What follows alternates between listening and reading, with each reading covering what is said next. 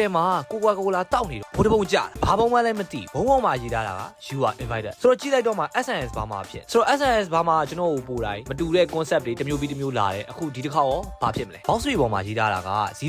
တော့ SNS ဘာမှထွက်တာ9နှစ်ရှိပြီပေါ့ကျွန်တော်စသီးတာက2022တုန်းက Hapsit Sweatshirt တွေထွက်တော့ကတီးတာ9နှစ်မြောက်တုန်းကဂျာစီထွက်တာ10နှစ်တုန်းက08 Racing T တွေကျွန်တော်မှတ်ရပဲဆိုတော့တေးကြနေရတော့ကျွန်တော်လက်ထဲရောက်နေတာကအခု9နှစ်မှာထွက်မဲ့ item တွေဖြစ်ပါတယ်ဆိုတော့အခုဒီ item တွေကနှစ်ခုကိုလည်း giveaway ပေးမှာမို့ဒီဗီဒီယိုကိုအဆုံးထိကြည့်လိုက်တော့ဘုံထဲကအရင်ဆုံးထွက်လာတာကအုတ်နီကဲမဟုတ်တဲ့အုတ်ပြာကဲပြီးတော့ဒါမနက်ဖြန် February 23ကနေ16ဒီ Junction City မှာ SNS ဘာမှရဲ့9နှစ်ပြည့်ပွဲတွေဒါဖိတ်ထားတဲ့ invitation ဆိုတော့ကျွန်တော်ဒီကနေပဲကျွန်တော် fan တွေအားလုံးကိုလည်းဖိတ်ပါတယ်ပထမဆုံးကတော့ khaki green ရောင်လေးသူက cutting ရော design ရောကတန်တန်လေးဟိုးရင်က SNS ဘာမှကိုပြန်မြင်ရတယ်လို့ပဲကော်တွန်သားလေးဆိုတော့အေးလေးဝတ်လို့ရတယ် clean fight တွေရတယ်ဒီရက်တစ်ထည်က69ရောင် SNS ဘာမှရဲ့ signature premium area အသားကျော်နောက်က SNS ဘာမှရဲ့9နှစ်ပြည့်ရဲ့သူတို့ရဲ့ brand ကြောင်းကိုဒါ concept တစ်ခုနဲ့ပြောထားတဲ့ design မျိုးပေါ့ကျွန်တော်မြင်ရတော့ဒီဒီကလူကြိုက်များမယ်လို့ထင်တယ်တော်တော်လေးလှပါတယ်နောက်တစ်ခုကတော့ cloud color တိမ်အရောင်လေးပေါ့သူ့ရဲ့ design က unique ဖြစ်တဲ့ cloud color ပေါ်မှာအောက်ကနေ shadow ပုံစံလေးကို graphic ပုံစံထည့်လာတာပေါ့သူ့အနေနဲ့သူတစ်မျိုးလေးလှတယ်အထာကျတယ်လို့ခံစားရတယ်ကျွန်တော်ဖတ်မှာက